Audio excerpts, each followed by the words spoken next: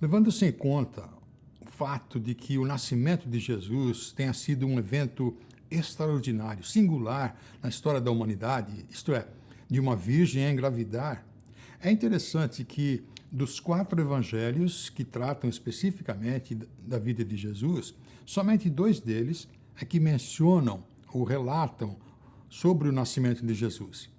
O Evangelho de Marcos começa a falar de Jesus somente a partir do seu batismo, e o Evangelho de João, apesar de iniciar falando de que aquele que é a palavra, o Senhor Jesus, se tornou carne e viveu entre nós, à semelhança do Evangelho de Marcos, João também só passa a falar diretamente de Jesus a partir do seu batismo por João Batista, quando Jesus tinha por volta de 30 anos. Somente Mateus e Lucas é que relatam a respeito do nascimento sobrenatural do Senhor Jesus. Aliás, este não é o único evento com que as Escrituras aguçam a nossa curiosidade em termos de nos conceder detalhes. Obviamente, Deus achou que não seria necessário nos dar mais detalhes, né? Mas, por exemplo, um acontecimento interessantíssimo, a meu ver, é aquele que nos informa do fato espetacular que aconteceu assim que Jesus entregou o seu Espírito, assim que ele acabou de dar o seu último fôlego na sua crucificação. O Evangelho de Mateus foi o único que registrou, mas com apenas 4 frases. Mateus capítulo 27. Naquele momento, o véu do santuário rasgou-se em 2 partes, de alto a baixo. A terra tremeu e as rochas se partiram. Os sepulcros se abriram e os corpos de muitos santos que tinham morrido foram ressuscitados. E saindo dos sepulcros, depois da ressurreição de Jesus, entraram na cidade santa e apareceram a muitos. Uau! Muitos cadáveres, não somente 1 ou 2, muitos mortos reviveram e voltaram às suas casas. E ninguém se importou em registrar maiores detalhes do que aconteceu na cidade diante desse ocorrido tão espetacular, tão singular, não é? Eu gostaria de saber mais detalhes. Mas hoje vamos considerar um episódio singular que aconteceu 8 dias após o nascimento de Jesus. E nesse episódio eu quero focalizar a nossa atenção em alguns detalhes importantes que normalmente passam despercebidos em nossas celebrações do Natal. É o registro que se encontra no Evangelho de Lucas a respeito de um homem idoso chamado Simeão e que contém alguns detalhes que servem de muito encorajamento para a nossa vida de comunhão com Deus, na nossa vida cristã. Primeiramente, vamos ler o relato por inteiro e no restante do nosso tempo a gente volta ao início e considerando com mais detalhes cada parte. Então, capítulo 2, a partir do verso 21. Completando-se os 8 dias para a circuncisão do menino, foi-lhe posto o nome de Jesus, o qual lhe tinha sido dado pelo anjo antes de ele nascer. Completando-se o tempo da purificação deles, de acordo com a lei de Moisés, José e Maria o levaram a Jerusalém para apresentá-lo ao Senhor, conforme está escrito na lei do Senhor, que diz: todo primogênito do sexo masculino será consagrado ao Senhor. E para oferecer um sacrifício de acordo com o que diz a lei do Senhor, isto é, 2 rolinhas ou 2 pombinhos. Eis que havia em Jerusalém um homem chamado Simeão, que era justo e piedoso, que esperava a consolação de Israel, e o Espírito Santo estava sobre ele. Fora revelado pelo Espírito Santo que ele não morreria antes de ver o Cristo do Senhor. E Simeão, movido pelo Espírito, foi ao templo. Quando os pais trouxeram o menino Jesus para lhe fazer conforme requeria o costume da lei, Simeão o tomou nos braços e louvou a Deus, dizendo: ó soberano, como prometeste, agora podes despedir em paz o teu servo, pois os meus olhos já viram a tua salvação, que preparaste à vista de todos os povos, luz para a revelação aos gentios e para a glória de Israel, teu povo. O pai e a mãe do menino estavam admirados com o que fora dito a respeito dele. Simeão os abençoou e disse a Maria, mãe de Jesus: eis que este menino está destinado a causar a queda e a ascensão de muitos em Israel e a ser um sinal de contradição, de modo que o pensamento de muitos corações será revelado. E você, Maria, sentirá como se uma espada lhe atravessasse a alma. Eu escolhi 3 detalhes nesse curto relato que eu considero de grande significado para a nossa vida cristã. E o primeiro deles está logo no início aí do verso 21. Completando-se os 8 dias para a circuncisão do menino, foi-lhe posto o nome de Jesus, o qual lhe tinha sido dado pelo anjo antes deles nascer. Qual seria a razão pela qual Lucas fez questão de mencionar, de registrar que Jesus tinha sido circuncidado? Nós não sabemos de nenhuma profecia dizendo que o Messias seria circuncidado ao 8º dia. Então, por que pode ser relevante para nós esse fato? Olha, talvez não seja relevante em relação ao Messias prometido, mas pode ser uma evidência do tipo de pessoa que José e Maria eram, do grau de compromisso que eles tinham para com as instruções das leis de Deus ao seu povo. Não temos muitas informações sobre o que aconteceu com José, esposo de Maria, quando que ele faleceu. Aparentemente, ele deve ter falecido algum tempo antes do início do ministério público de Jesus. Mas aqui, neste trecho, nós temos uma boa indicação de que José e Maria procuravam viver conforme as orientações das Escrituras, dispostos a praticarem as normas e diretrizes. E este detalhe que Lucas fez questão de registrar sugere que José e Maria eram pessoas tementes a Deus. Observe como isso fica subentendido nos 2 versos seguintes, na maneira como a conduta de conformidade com a lei é repetida por Lucas, completando-se o tempo da purificação deles, de acordo com a lei de Moisés. José e Maria o levaram a Jerusalém para apresentá-lo ao Senhor, conforme está escrito na lei do Senhor, que diz: todo primogênito do sexo masculino será consagrado ao Senhor. E para oferecer um sacrifício, de acordo com o que diz a lei do Senhor, 2 rolinhas ou 2 pombinhos.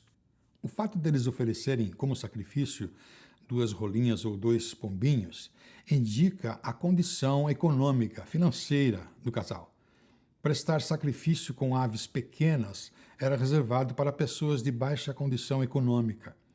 E, obviamente, José e Maria estavam sendo obedientes a Deus nos mínimos detalhes, apesar disso. Também o fato deles morarem em Nazaré era outra forte indicação da vida simples que eles viviam, mas que não serviu de impedimento para que eles fossem escolhidos para serem os pais de Jesus. José e Maria demonstraram ter um coração que ansiava conhecer e se submeter aos preceitos de Deus. Então, dentro do período de purificação estabelecido pela lei, eles então se dirigem ao templo, levando o bebê Jesus. E é nesse ponto que continuamos a leitura a partir do verso 25, que começa com um advérbio. Eis que havia em Jerusalém um homem chamado Simeão. Aqui em Lucas, o advérbio eis, ou o seu significado, aparece por volta de 26 vezes. Como, por exemplo, no capítulo 1, quando o anjo Gabriel aparece diante de Maria e diz: não tenha medo, Maria, você foi agraciada por Deus. Eis que você vai engravidar e dar à luz um filho que será chamado o Filho do Altíssimo. O próprio Senhor Jesus também, pouco antes de morrer, ele deixou a sua mãe aos cuidados de um dos discípulos, que nós sabemos que foi João, dizendo: mulher, senhora, eis aí o teu filho. Às vezes, os tradutores bíblicos preferem usar sinônimos do advérbio eis, tais como veja, contemple, olhe. Né? Lembra quando João Batista avistou Jesus se aproximando, ele proclama: vejam, é esse eis, né? É o Cordeiro de Deus que tira o pecado do mundo. Então é um advérbio importante. Em diversas traduções mais recentes, este advérbio não aparece. A NVI começa no verso 25, diretamente como havia em Jerusalém. Eles omitiram eis que. Mas os manuscritos originais contêm o equivalente a esse nosso eis. E eu entendo que é importante que eis apareça porque traz uma dinâmica à leitura e à interpretação do texto. Ele nos leva a imaginar que a entonação de voz de Gabriel devia estar comunicando uma notícia importante, totalmente inesperada, surpreendente, de fazer Maria ficar boquiaberta. Eis que você vai engravidar e dar à luz um filho, que será chamado Filho do Altíssimo. Mas então, Voltando ao nosso trecho aqui de Lucas, capítulo 2, eis que havia em Jerusalém um homem chamado Simeão, que era justo e piedoso. Isso é algo interessante. Enquanto José e Maria estavam simplesmente praticando obediência aos ensinos da lei, eles dão de cara com um homem de idade avançada que era justo e dedicado a Deus, chamado Simeão. E quem é esse tal de Simeão?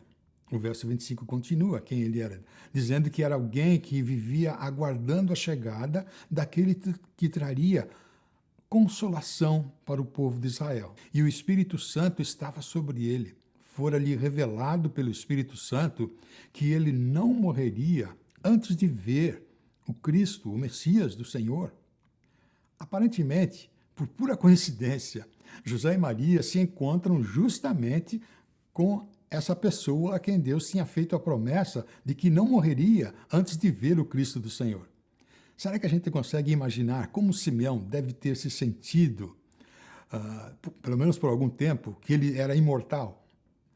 Mas ao invés de anunciar para o mundo inteiro, Simeão certamente entendeu que o Cristo, o Messias do Senhor, ele estava para chegar.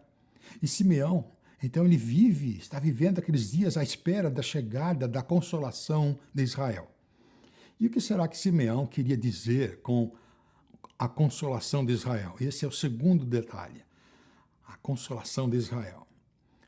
Esse é um detalhe para o qual eu quero chamar a nossa atenção, porque tem a ver conosco também. Do que é que Simeão estava realmente à espera? E o que, na realidade, essa consolação, então, significa para nós hoje? No contexto das Escrituras, Simeão estava à espera daquele que viria consolar, confortar o povo de Israel.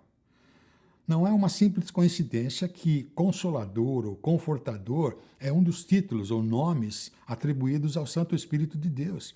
O apóstolo Paulo, numa de suas cartas, ele glorificou a Deus, se referindo a Deus como sendo o Deus de toda a consolação, de todo o conforto, de toda a compaixão.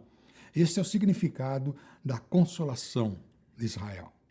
E há um detalhe de grande relevância que vem do livro de Isaías, durante a época em que o povo de Israel precisava desesperadamente de consolo, de conforto, de esperança, da compaixão de Deus. Vamos ler a mensagem de Deus para Israel através de Isaías, para que possamos ter uma ideia do que Simeão estava sentindo ao segurar em seus próprios braços o menino Jesus. Isaías 40. Consolem, consolem o meu povo, diz o seu Deus. Falem com carinho a Jerusalém. Digam-lhe que seus dias de luta acabaram e que seus pecados foram perdoados. Ela já cumpriu o trabalho que lhe foi imposto, pagou por sua iniquidade e recebeu da mão do Senhor em dobro por todos os seus pecados. Portanto, o conforto e a consolação de Deus se refere ao ato de Deus perdoar os pecados do povo. Mas não é só isso. Um pouco mais adiante, nos versos 9 e 10 do mesmo capítulo, a mensagem continua. Você que traz boas novas a Sião, proclame do alto da montanha. Você que traz boas novas a Jerusalém, erga a sua voz com fortes gritos. Não tenha medo. Diga às cidades de Judá, eis aqui o seu Deus, eis aqui. Olha o advérbio de novo aí. Aquele mesmo advérbio usado pelo anjo Gabriel ao informar Maria que ela ficaria grávida, né?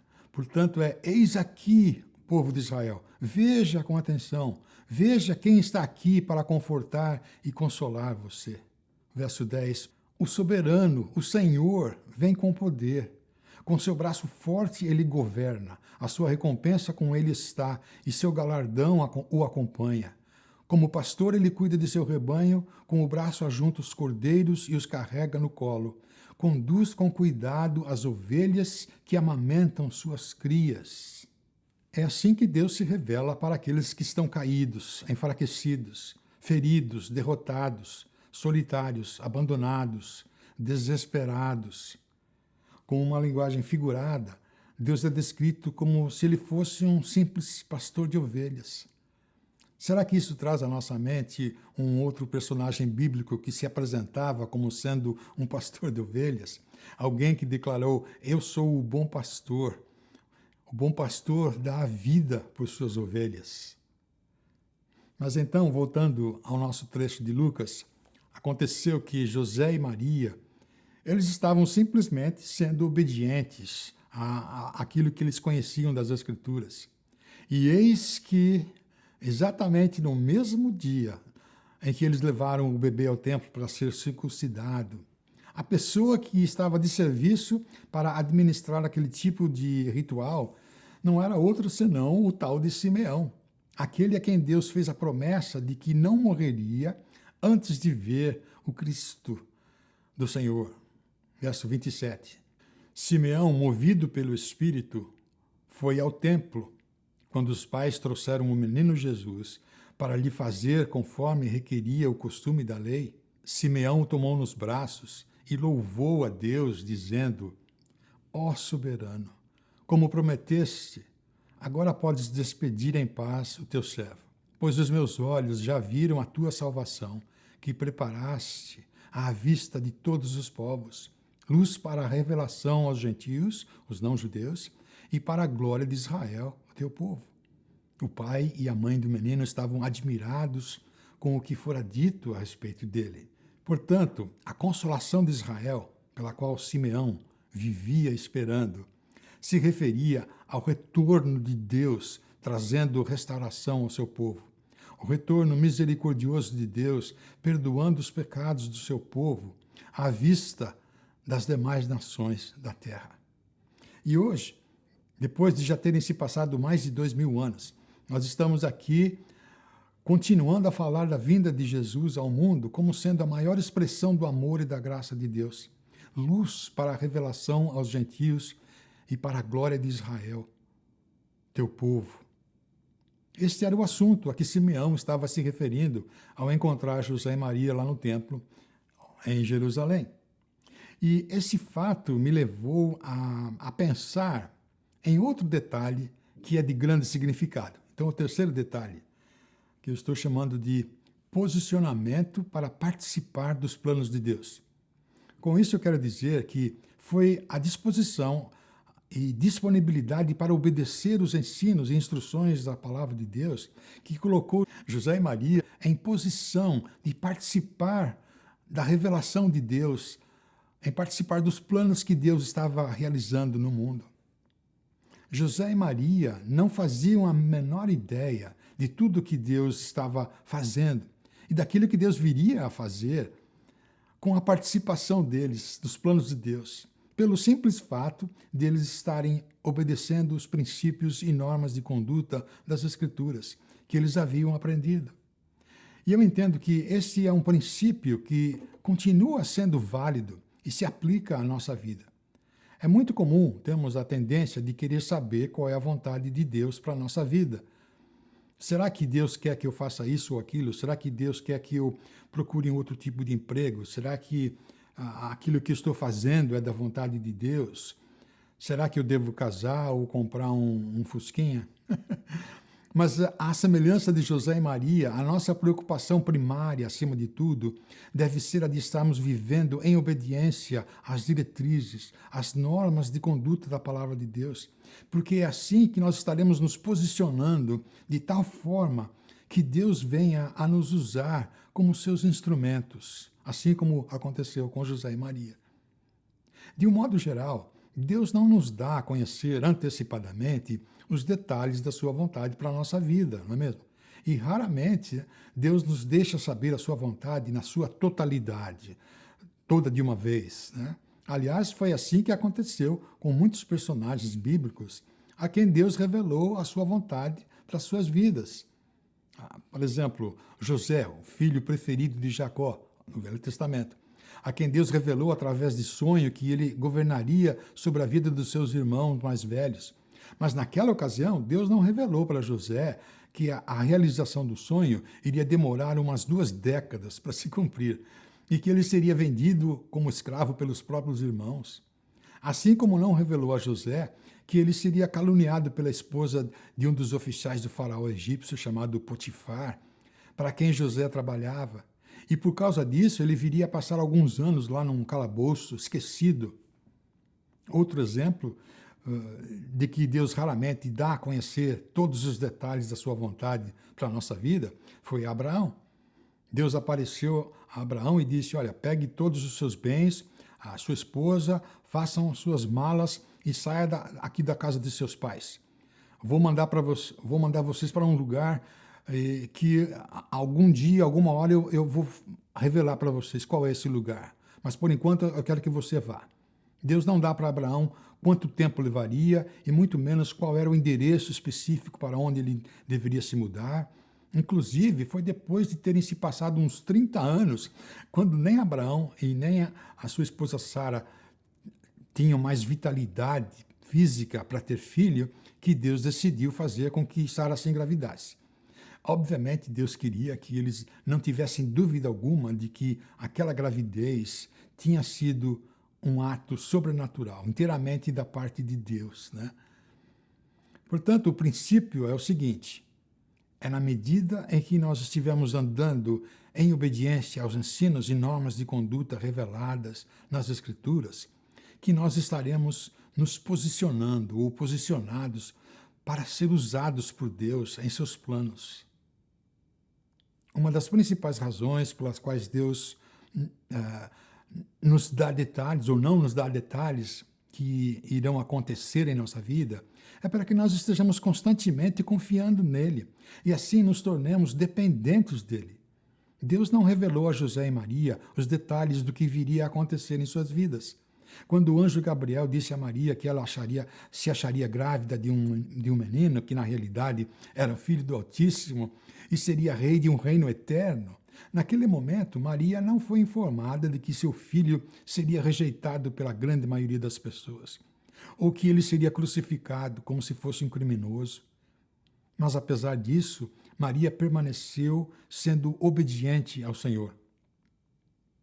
Essa mesma ideia podemos ver acontecendo na vida de Simeão.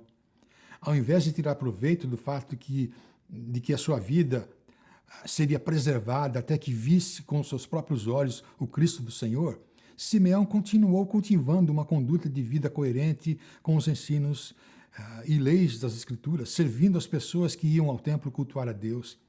Não foi uma simples coincidência o fato de Simeão estar servindo no templo no dia e na hora exata em que José e Maria foram levar Jesus para ser circuncidado. Não. Deus quis usar especificamente Simeão porque ele tinha o hábito de ser uma pessoa justa e dedicada a Deus. Simeão estava se posicionando para ser usado por Deus. Ele permanecia confiando em Deus e nas suas promessas. E no verso 24 nós lemos que Simeão os abençoou e disse a Maria, mãe de Jesus, eis que este menino, e aqui está novamente aquele advérbio, eis, né? Veja e ouça com boa atenção, este menino está destinado a causar a queda e a ascensão de muitos em Israel e a ser um sinal de contradição, de discórdia, de resistência, de modo que o pensamento de muitos corações será revelado. E você, Maria, sentirá como se uma espada lhe atravessasse a alma. Não há dúvida de que isso se refere ao que Maria sentiu ao ver Jesus crucificado. Mas de um modo surpreendente e misterioso, bem característico do caráter de Deus, é certo que a consolação de Israel virá. Deus virá para redimir e salvar, e revelar os segredos do nosso coração, porque Deus também é luz, e é isso que a luz faz. Apesar de que a celebração do Natal ressalta a imagem de um frágil bebê, a realidade é que o evento do Natal foi o modo extraordinário que Deus escolheu para revelar ao mundo o seu consolo, o consolo da salvação. E por mais incrível que pareça, essa boa notícia do Natal, até os dias de hoje, é rejeitada e menosprezada pela maioria da raça humana. E por que será que uma mensagem tão confortadora e encorajadora pode ser tão rejeitada? A resposta é que a luz das boas novas da salvação faz basicamente duas coisas. Por um lado, ela revela o caráter de Deus, quem Deus realmente é, e por outro lado, revela a necessidade vital, inata da nossa natureza humana de sermos perdoados. E quando a luz de Deus brilha sobre o ser humano, automaticamente ela requer uma decisão, ela requer que uma decisão seja tomada. A luz de Deus nos confronta com uma evidência que exige uma resposta de reconhecimento ou de rejeição daquilo que a luz revela, tanto a respeito de Deus quanto a respeito de nós mesmos. Reconhecimento de que a nossa condição é tão precária, é tão debilitada moralmente, que o Senhor Jesus precisou literalmente entregar a sua vida para morrer em nosso lugar. E para aqueles que reconhecem que, por natureza, se encontram nessa condição de total miséria espiritual diante de Deus, o nascimento de Jesus é realmente uma grande e boa notícia. Para quem reconhece que necessita do consolo de Deus, tendo em vista a sua condição de falência espiritual, não existe notícia que possa ser melhor e mais espetacular do que a notícia do nascimento de Jesus, do Messias de Deus. E é o fato de ser uma notícia tão excepcional, tão extraordinária, do fato que Cristo veio ao mundo da parte de Deus para trazer consolo e redenção, que nos convoca e que deve nos motivar a sermos participantes do mesmo chamado que Jesus teve, o chamado de ser luz para o mundo. Conforme Deus falou ao povo de Israel por meio do profeta Isaías, no capítulo 49, farei de você uma luz para os gentios, para que você leve a minha salvação até aos confins da terra. Aliás, no livro dos Atos dos Apóstolos, que é uma continuação do livro do Evangelho de Lucas, também escrito por Lucas, nós temos o registro do apóstolo Paulo usando literalmente esse verso de Isaías para dizer para eles, olha, é para isso que Deus tem chamado o seu povo. Atos capítulo 13.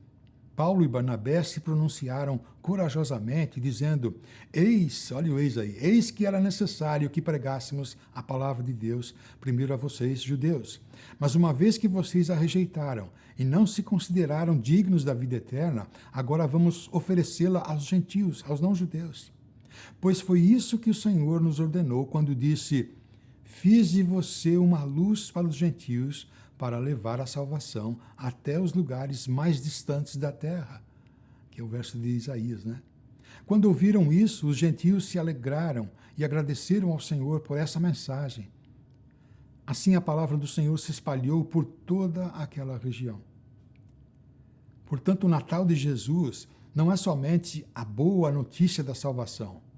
O Natal também estabelece qual deve ser a prioridade da nossa vida terrena, a prioridade da vida daqueles que reconhecem a necessidade de um Salvador. Ou seja, a nossa conduta de vida deve refletir a luz de Deus, a luz que Deus fez brilhar sobre nós. O Senhor Jesus disse aos seus seguidores, assim como o Pai me enviou, eu envio vocês. Em outras palavras, a luz que refletiu sobre nós e está nos transformando, nos capacita a refleti-la para as pessoas ao nosso redor. Todos os seres humanos, indistintamente, podem desfrutar da luz do sol, mesmo sem conhecer ou até rejeitar o Criador do sol. Mas somente o brilho da luz do Evangelho é que pode refletir a boa notícia da salvação, a boa notícia do perdão dos nossos pecados por meio da morte sacrificial de Jesus em nosso favor, em nosso lugar. O povo de Deus tem o chamado e o privilégio de anunciar ao mundo que Deus quer conceder um coração novo, um coração que anseia por estar em comunhão com Deus. Essa também foi uma das promessas feitas por Deus ao povo de Israel no tempo do exílio na Babilônia. Jeremias capítulo 24, verso 7. Eu lhes darei um coração capaz de me conhecer e de saber que eu sou o Senhor. Serão o meu povo e eu serei o seu Deus, pois eles se voltarão para mim de todo o coração. Eu entendo que esta é uma das consequências mais extraordinárias da vinda de Jesus ao mundo.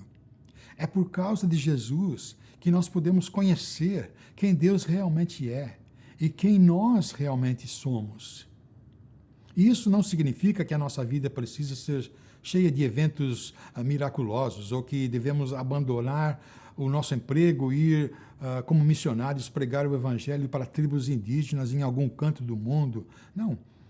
Eu penso que é um chamado para que sermos semelhantes a José e Maria, que se dispuseram a obedecer a Deus no dia a dia de suas vidas, fazendo com que eles estivessem posicionados exatamente onde eles deveriam estar para serem úteis ao plano de Deus, para serem usados por Deus como seus instrumentos, para dar seguimento aos planos de Deus, participação nos planos de Deus.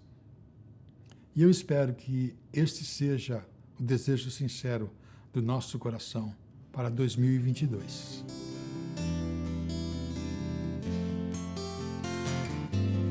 Quanto a mim, bom é estar junto a ti, pois em ti, Senhor, tem descanso. Tu estás sempre ao meu redor, pra me guiar com tua mão. Quem mais tem